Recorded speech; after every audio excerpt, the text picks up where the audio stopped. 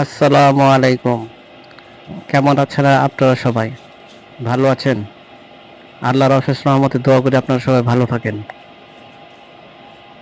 আমার সকালের আজকে প্রস্তুতি, চিন্তা করলাম আমি চা তৈরি করে নাস্তা খেয়ে অফিসে চলে যাব। তারপরে আমার ওয়াইফটা একটু রেস্ট নিলে আমার কাছে ভালো লাগবে। এর মধ্যে দুইটা জিনিস আছে, একটা হলো ওয়াইফকে সাহায্য করা, আরেকটা হলো নেকি কামানো। বাবা মার কথা অনেক মনে পড়ে, তারা আমাদের জন্য কত কষ্ট করছে। এখন আমরা বাবা মা হয় বুঝতে পারতেছি, যাদের বাবা মা বেঁচে আছে তারা সৌভাগ্যবান, আর যাদের বাবা মা মারা গেছে তাদের বাবা মাকে আল্লাহ বেহেশত নসিব করুক। আল্লাহর কাছে এই প্রার্থনাই করি। আমার স্ত্রীর হাতে ব্যথা, তো চিন্তা করলাম সকালে উঠে নিজের চা নিজে বানিয়ে খেয়ে যাই, পরে তারাও খেতে পারবে।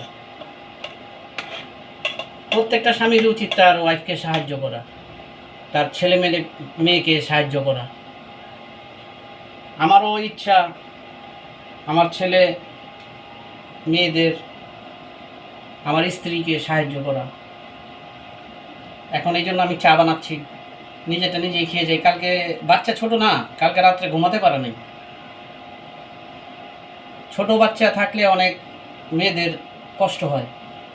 স্বামী যদি পাশে থাকে তাহলে সেই কষ্টটা কিছুটা হলে লাঘব হয়।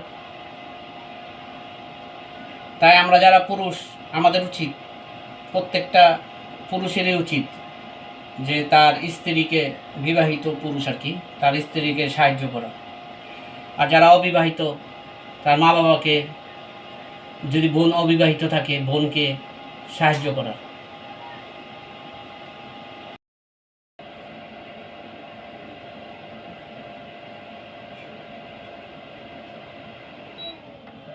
চা বানানো শেষ, চা বানানো কমপ্লিট।